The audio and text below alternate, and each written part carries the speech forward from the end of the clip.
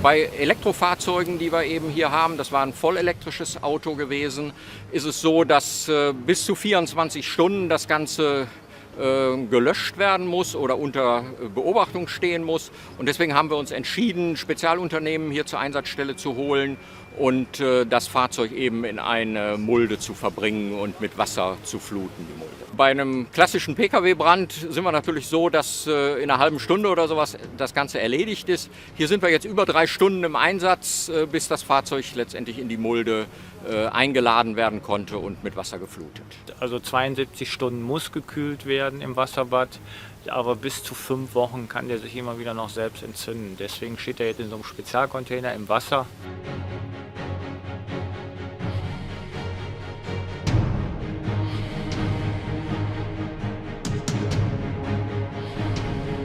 Ein Versuch der Schweizer Anstalt für Materialforschung.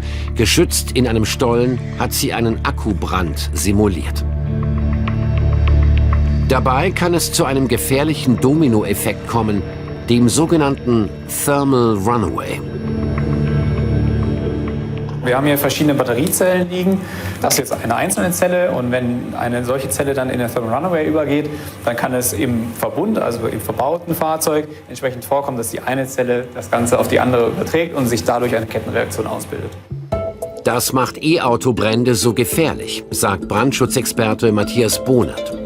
Deshalb wird bei E-Auto-Bränden 3-mal so viel Wasser gebraucht wie bei einem herkömmlichen Fahrzeugbrand. Der wesentliche Unterschied ist, dass man bei einem Pkw mit Verbrennungsmotor eine moderate Flammenausbreitung hat. Das heißt, es dauert 5 bis 10 Minuten, bis es dort zu einem Vollbrand kommen kann. Bei einem E-Fahrzeug, gerade wenn es zu einem thermischen Durchgehen geht oder um ein thermisches Durchgehen, hat man eine explosionsartige Ausbreitung des Brandes. Und das kann innerhalb weniger Sekunden passieren. Darum werden scheinbar gelöschte E-Autos normalerweise in sogenannte Löschcontainer gesteckt. Sonst droht eventuell eine Neuentfachung des Brandes. Immer häufiger brennen E-Fahrzeuge. Im Juni brannte in Hannover sogar gleich ein ganzes Depot mit neuen E-Bussen. Mit dem Anstieg von Elektro- und Hybridfahrzeugen wachsen auch die Anforderungen an den Brandschutz in Tiefgaragen und Parkhäusern. Ja, gerade das Brandverhalten wird unserer Meinung nach massiv unterschätzt. Diese explosionsartige Ausbreitung spielt gerade in Park- und Tiefgaragen eine wesentliche Rolle. Welche Folgen so ein Tiefgaragenbrand haben kann, zeigte sich Anfang des Jahres in Göppingen. Mitten in der Nacht beginnt ein konventionelles Auto zu brennen. Bis die Feuerwehr vor Ort ist, sind die Flammen bereits auf weitere Fahrzeuge übergesprungen. Die Tiefgarage liegt direkt unter einem Wohnkomplex. Wäre ein E-Auto in Brand geraten, wäre die Gefahr für die Bewohner und Einsatzkräfte noch größer gewesen. Wenn wir drei Elektrofahrzeuge da drin gehabt hätten, das wäre natürlich, sagen wir mal, ein sehr hoher Aufwand gewesen. Der Brandverlauf hätte sich natürlich sehr, sehr in die Länge gestreckt. Das ist natürlich dann das große Problem. Also das sind ganz andere Reaktionsverläufe wie in einem normalen, in Anführungszeichen, normalen Benzin- oder Dieselbetriebenen Fahrzeug. Hinzu kommt, die Tiefgarage wäre mit einem Löschcontainer nicht anfahrbar gewesen. Grund die nicht ausreichende Deckenhöhe. Und das ist nicht nur in Göppingen so. Also die derzeitige Fahrzeugtechnik, die wir hier vorhalten, ist mit dieser Deckenhöhe also ist nicht in Anklang zu bringen. Ja, wir müssen dann dementsprechend uns auch in unseren technischen Geräten also es anpassen und hier Fahrzeuge also es beschaffen, die hier einen Zugang in eine Tiefgarage sicherstellen.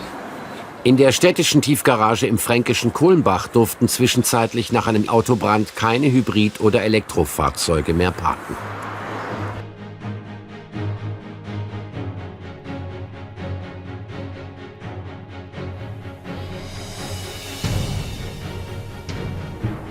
So China is ahead of the game when it comes to EVs.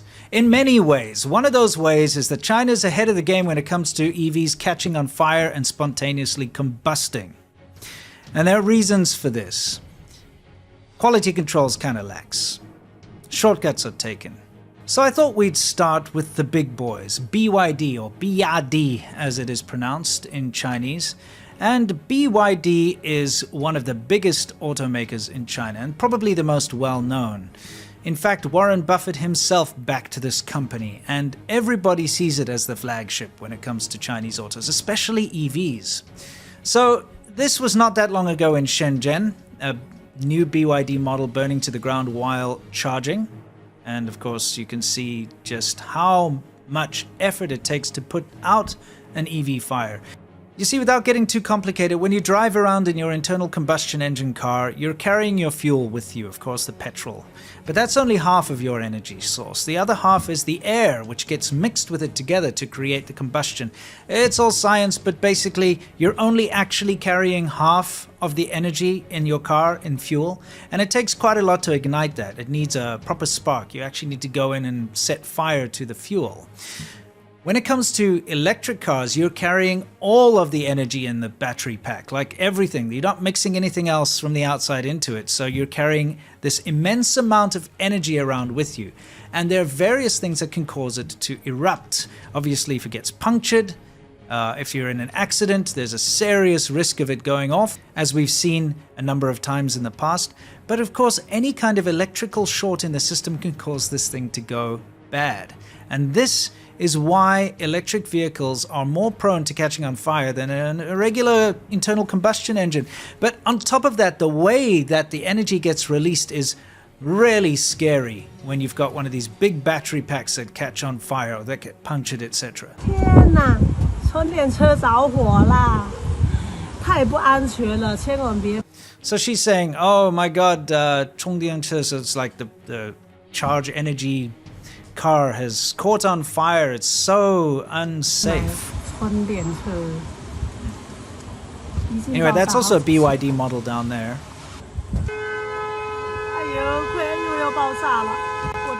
Anyway, she's just concerned that it's going to explode. Sorry, she's just concerned that it's going to explode there. But this is not an uncommon sight in and around China. Now, I did a lot of work when it came to electric bikes, and I used to mess around with e-bikes and scooters, and those things catch fire all the time too. And that's because it's impossible to really regulate that industry.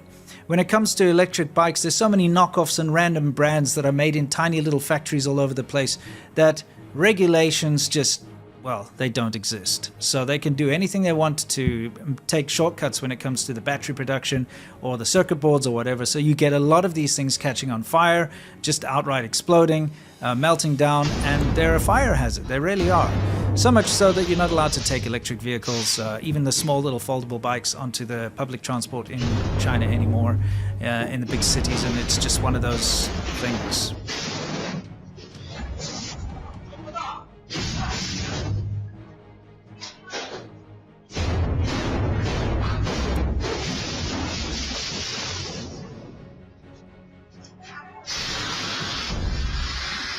But when it comes to the electric vehicles, as you can see this one burning down behind me, it's really more of the same thing. Right now there's a rush to create EVs in China. And so you've got all these different brands coming out of the woodwork and these upstart companies that are busy getting investment from overseas and investment from just about everywhere to create the next biggest EV. And well, you can understand that a lot of shortcuts are being taken, and the result, of course, is what you see on the screen behind us. But this is BYD. This is the particular model that you just seen burned down. And here is one of their flagship SUVs that was on the back of a truck busy being taken somewhere. And, you can see it just catching on fire. If you take a close look, you can actually see the sparks emanating from underneath the vehicle. And this is, of course, terrifying because there's really very little you can do with these massive electric fires. Just pouring water on it doesn't do anything. And I'm sure you'll notice that whenever you see firefighters trying to put out an electric vehicle fire, it takes a huge amount of water and whatever else to actually put these things out, and manpower. So it's not a normal thing.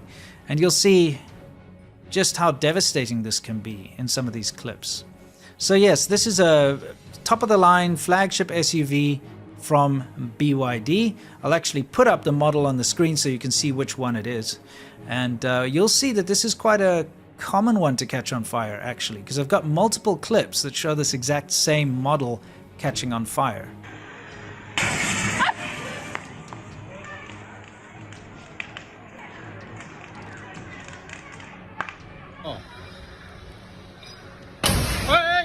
BYD is one of China's most prestigious brands with the longest history, with the most amount of quality control, with the most amount of resources and R&D and factories and testing and all that kind of stuff.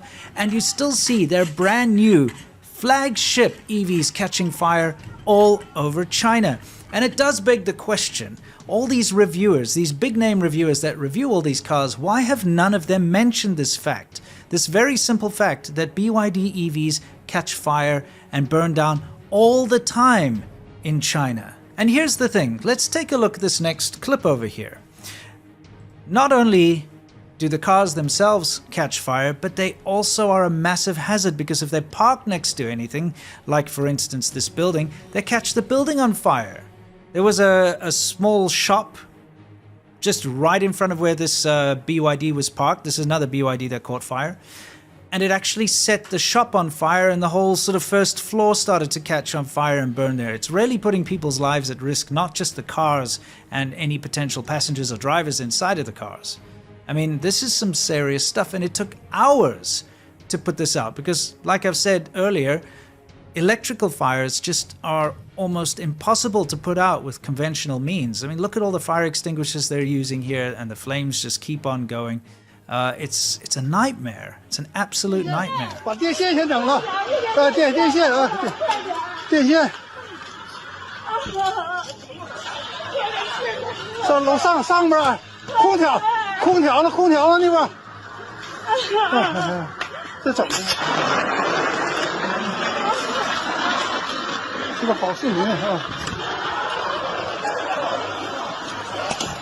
Well, to give you a bit of running commentary on what's going on here, the guy's shouting, quickly, the electrical wires, and now the air conditioner, put it out. Oh, look, it's still burning. Put it out. Oh no, that kind of thing. And you can see the chaos. This thing just won't go out. And I wanted to point out that this is another one of those Tang SUVs. You know, the flagship SUV, the 2022 model that we saw burning on the back of that trailer? Same car. 离了，哎，关键是离了，哎，这车修缝，搁这缝上，这是，要不着了啊，水箱爆炸了，油箱爆炸的废了。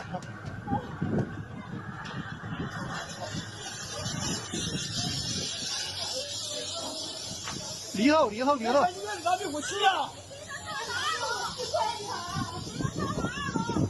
报警！ Doesn't only stop with passenger vehicles, though. The BYD buses themselves, they're not immune to catching on fire, as you can see here. And, you know, this is very scary because this is the public transport. They're always crammed with people on the streets. So let's give BYD a break here. I know that we got to move on to some other brands. So here we have a Southeast DX7. Southeast is another fairly big brand in China, and that's their crossover model over there, just catching on fire on the side of the road. Over here we have something called a Weltmeister. Again, there's so many EV companies starting up, and a lot of them are in conglomeration with other big automotive brands in China. It's a big rush for investment. But again, you know, these things just catching on fire while charging or just parked, it's really scary. Here we have another one of those weird startups. It's called a Leap Motor. This one, of course, again, self-combusted in the middle of nowhere, and you've got the fire trucks there trying to put it out. I mean, I think you're starting to see a pattern here. A lot of these things are burning to the ground, and it's not just an isolated case here or there. This is something that's happening a lot. Stop believing the hype. China keeps putting out this slick propaganda about how they've got these really advanced technologies, how the Chinese green technologies out there, and the windmills and the solar panels and the electric vehicles. It's all a smokescreen and a bunch of BS.